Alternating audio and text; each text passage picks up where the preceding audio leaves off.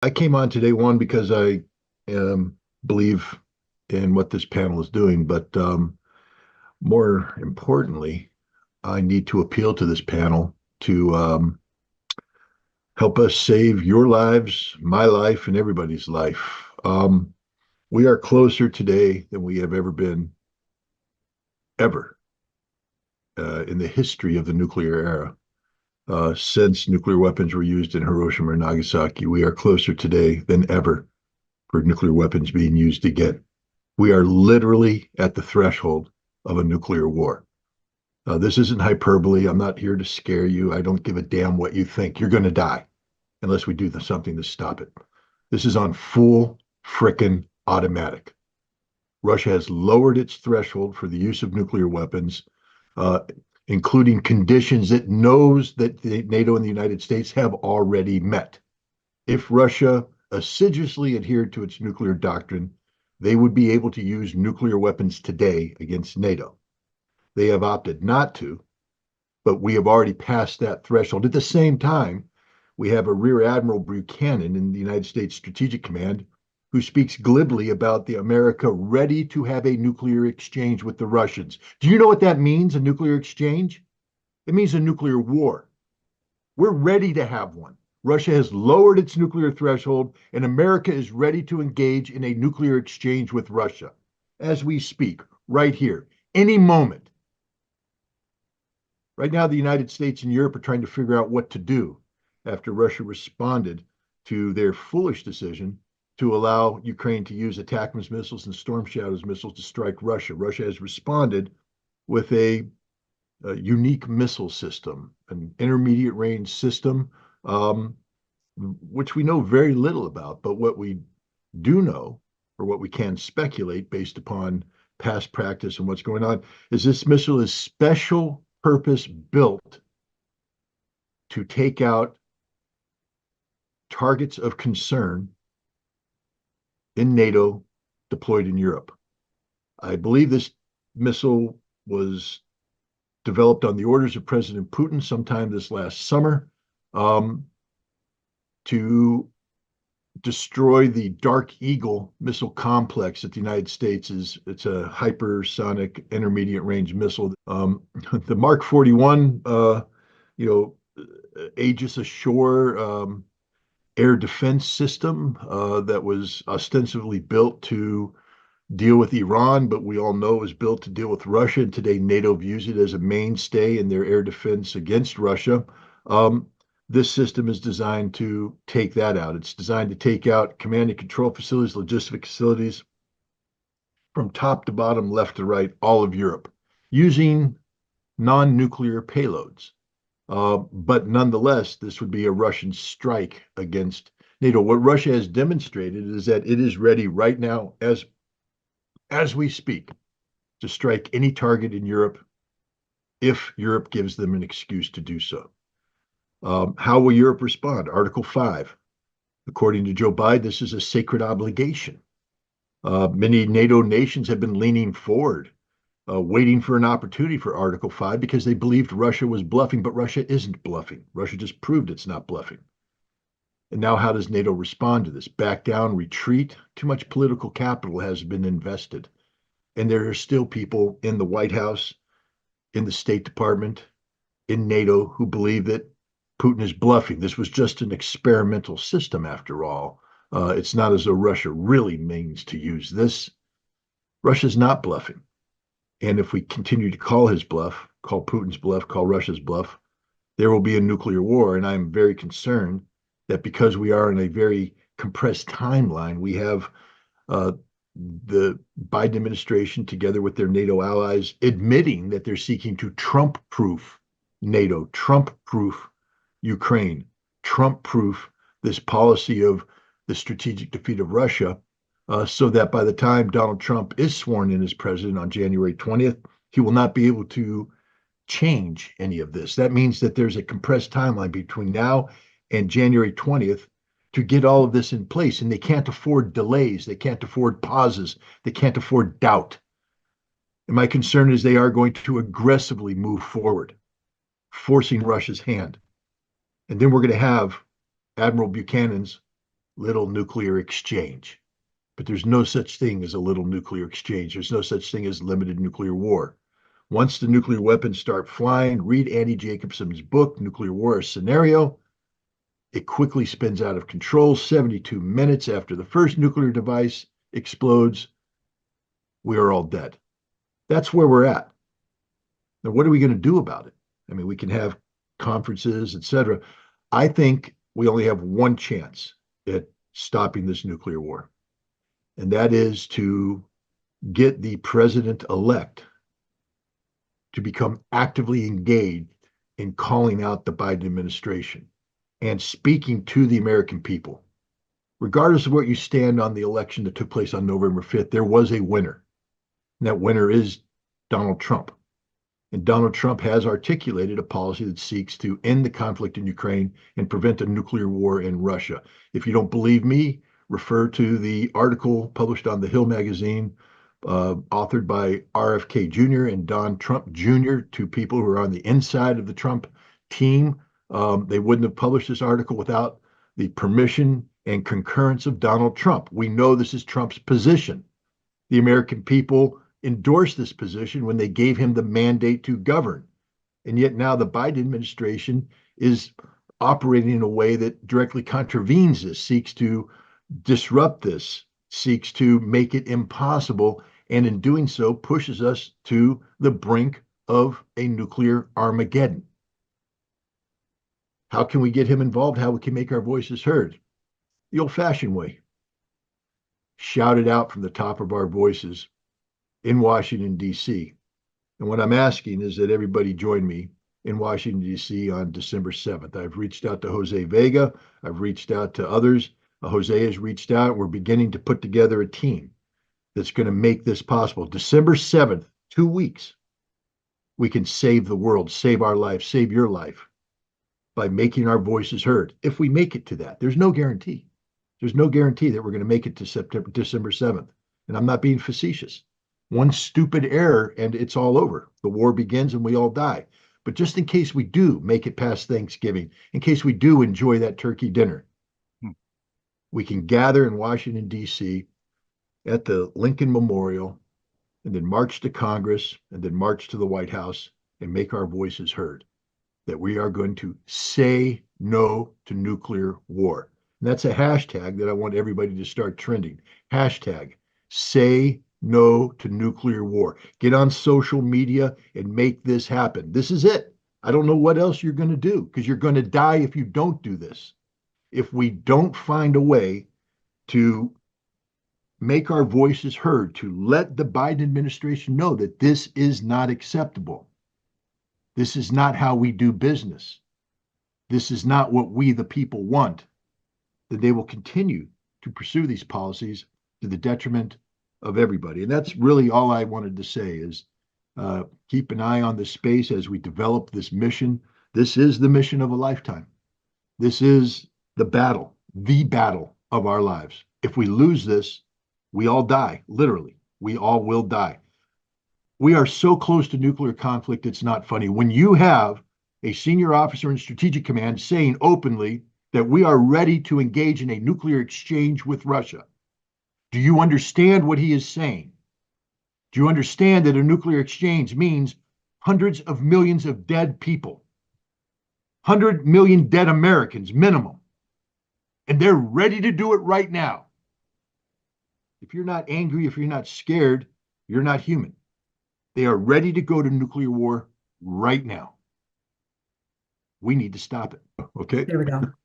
Said I want to applaud him for laying out the this case succinctly, accurately, dispassionately, almost too dispassionately. It's not a criticism; it's a reflection of his professionalism. Except that people should be changing their underwear in fear after listening to what he said, and yet I think his soothing voice has calmed us into believing that maybe this was just another, academic presentation. It wasn't. He was laying out the imminent demise of mankind. And I want to reinforce that point. The The Russian weapon that was used, the I'm getting ready to publish a paper on this today, if we make it. That breaks down what I think it is. There's not much literature out there, but if you know the history of Russian ballistic missile design and such, this was a weapon that the it's related to a weapon that the Russians were developing, the Soviets were developing back in the early 1980s called the Skorost. And the Skorost missile, 15 66, was quickly developed by then Minister of Defense Ustinov to respond to the planned deployment of Pershing II missiles by the United States into Germany. The Russians were very afraid of the Pershing II because once you launched the Pershing II, 7 minutes later, it hit Moscow. And the Russians were not happy about that. So they built this missile, the Skorost, which was an amalgam of components drawn from the SS-20 Pioneer, the Mod 3 version of the Pioneer, the SS-25, which was still under development, the SS-27, which was top secret under development. Nobody even knew it existed. And they put it all together in a two-stage missile topped with conventional warheads, and they were going to flood Czechoslovakia and East Germany with these systems and monitor on a continuous basis the Pershing II bases. And the moment the Pershing II went to the field in a in a manner that looks, suspicious, they would take it out preemptively. That was what the Skorost was all about, to preemptively take out emerging threats. The system was nearing production when the INF, fact is, it was ready to go into production in March of 1987. But in December, Ronald Reagan and Mikhail Gorbachev signed the Intermediate Nuclear Forces Treaty, so the Skorost went the way of history. And in doing so, the Skorost, people need to understand, again, I keep telling people, there was a time when we talked to the Soviets. There's a time when we talked to the Russians. I spent a lot of time at the Russian embassy in the last 2 years attending functions and talking to Anatoly Antonov, the ambassador, and talking to Major General Bobkin, the defense attaché, and talking to his officers and having very detailed conversations. I just, remind Bobkin was a former, when we started talking, he's a strategic rocket forces guy who was in an SS-25 unit in Novosibirsk when I inspected it in 1990. What a small world we live in. And he was sent to the United States to help facilitate arms control talks, how to prevent the very crisis that we're in. Anatoly Antonov is an expert on the United States. He speaks English fluently. And he was, of course, the man who negotiated the New START Treaty with Rose Gutmuller. He was ready to engage again on extending the New START to prevent exactly what's happening. Anatoly Antonov was here for 7 years, and the U.S. didn't talk to him. Bobkin arrived, and the first thing that happened is that the Ukrainians got him blackballed in the defense attaché circuit, so nobody talked to him. Had they talked to him, as I did, they would have gotten an insight into how the strategic rocket forces felt about the INF Treaty, about the START Treaty, about disarmament, about what Gorbachev did to them, and how they feel that impacted their national security. And you would understand that they were very bitter about this entire experience. They felt that they had been weakened by it and that they were ready to regain the former glory of the Soviet strategic rocket forces. If you know anything, again, if you've studied Russian military history, Soviet military history, you understand that the present day is very much influenced by the past. So when the United States withdraws from the Intermediate Nuclear Forces Treaty in 2019 under President Reagan, Putin said, we view this treaty as being very important to prevent war. And so we will not develop new intermediate range systems and we'll act as if the treaty is in force so long as you don't deploy intermediate systems into Europe. Of course, earlier this year in a NATO exercise in Denmark, we deployed intermediate nuclear forces, intermediate range missiles, nuclear capable, to Denmark. And Putin said, okay, we're moving forward. And the byproduct of this is the missile that was tested the other day. But people don't understand what this missile is. This missile is the modern day version of the Skorost. You see, the Russians are building a missile that can be pushed forward and be ready to preempt Dark Eagle, our intermediate missile. The Russians just put the Mark 41 Aegis ashore on notice in Poland. That is a target. The target that will destroy it is this. Look at what this was. This is a missile that makes use of not the YARS, which is what the Rubiej, the RS-26, which was this is derived from, used the YARS first stage. This uses the Keder first stage, the Cedar.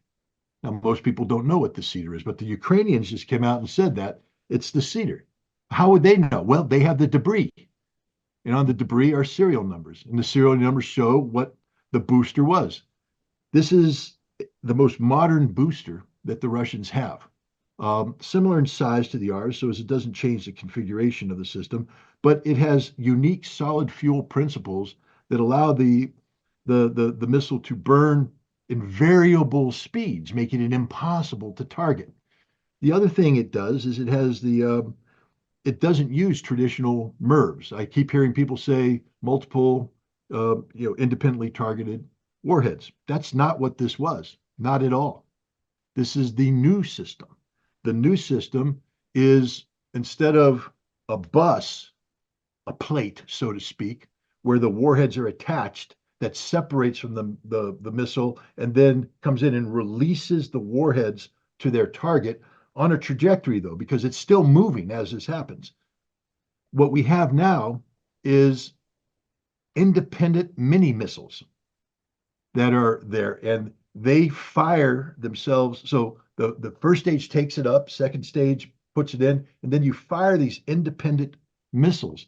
And these missiles, each one of them had 6 large submunitions on them. This is where the name hazelnut comes from. Because if you look at a hazelnut tree, you look at the pod of nuts, it's exactly what you see with these submunitions coming down. This missile was developed specifically to take out Dark Eagle missile arrays. If you take a look at the layout, the footprint of the Dark Eagle, where the radar is, where the command and communications are, where this missile is designed to annihilate that. People kept saying, where's the explosion? It's not meant to be high explosive. It's meant to be a kinetic kill. And these submunitions come down and they will kinetically kill everything on the ground. These submunitions come down at such velocity that if they hit the Aegis ashore, it will be a smoking hole in the ground. This is what this missile is designed. Putin just put us on notice that he has a conventional missile system that is designed to preempt anything and everything NATO plans on doing to Russia, and there is no NATO response. There's nothing they can do about it. This is literally the equivalent of the most alpha wolf in the world coming in and pissing all over your home. That's what Putin just did. And it didn't have to be this way. Putin said right there, your withdrawal from the INF Treaty was the greatest mistake you have ever made, because now you have compelled us to do this. And here we are. We didn't want to be here, but because of all the provocations you've done, we have checkmated you. And that's the case. I don't think the West has woken up to what has just happened. It is over for the West. The only thing we can do is nuclear war. And sadly, we have somebody who believes that we can have a nuclear exchange. I just, again, want to have people reflect on what that means. It means the Biden administration is ready to sacrifice 100 million Americans for Ukraine. The Biden administration is ready to sacrifice 100 million Americans for Ukraine. And is that what we want? So I want to thank Professor Starr for his presentation. It was fantastic. Um, but guys, this is as real as it gets. This isn't theoretical. The reason why I went through all this the stuff about this missile is to point out that sometimes when people talk about weapon systems and all that, people feel a little remote from it. They don't identify with it because it's something they don't understand. So I wanted to bring it in a way that hopefully everybody understood what's going on, what this represents, how real this missile is, and what the consequences of our actions are in compelling Russia to develop this missile, and now the impossible situation it's put us in. Because understand, it has put us in an impossible situation, a very dangerous situation. By revealing this missile and showing his willingness to use this, Putin has literally given the West two options: capitulate or nuclear war. We have to find a way to find a third option. We have to find a way to get in between. We have to find a way to communicate. And this is a communication that isn't just amongst an American audience. We have to communicate with the Russians. Now, we can't do it directly because that's against the law, apparently. That's the Logan Act. But we can do it indirectly. For instance, me talking to you. If a Russian is listening to this, copy it to another Russian and copy it to another Russian and get this goddamn message. Excuse my language, but I'm very upset, guys, because we're going to die. And I sort of wanted to spend Christmas with my family. I had big plans for Christmas, and I don't think we're going to have a Christmas right now. That's how dangerous this situation is. We have to stop it. We have to pull out all the stops. We have to communicate with our fellow Americans. We have to send a signal to Donald Trump that you can't just sit there and let this happen. You were elected to prevent this, and they're going around you. You must speak out now. I've invited Trump to come to the rally, to speak out, to let his voice be heard, to rally the American people around him. I'm not asking for a January 6th. I'm asking for a December 7th. It's a beautiful day to do it on, Pearl Harbor Day. Wouldn't it be nice if we could actually reverse the historical legacy of Pearl Harbor, and instead of celebrating December 7th every year as a day when the Japanese attacked it, celebrate as the day that the American people saved their lives and saved the world while they're at it. And after we do it on December 7th, we can then on December 8th reflect on the fact that that's when the INF Treaty was signed.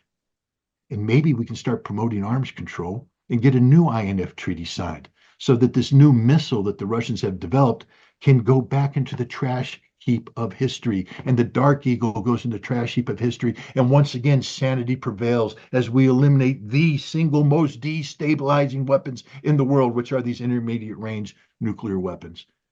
December 7th and December 8th. Could have picked two more historically relevant dates. Let's help make them relevant. Let's redefine December 7th, and let's breathe new life into December 8th. Again, thank you, Professor Starr. You didn't misinform. I just spent the whole night. I'm looking tired because once I get involved in something like this, I can't stop it. It's what I did in the Marine Corps. It's what I did in every job I ever had. Once I got an idea, I just had to keep digging and digging and digging. I've been spending all night putting this together, and I just hope there's enough energy left in my body to put it on paper and get it published, because I think it's something that everybody needs to know.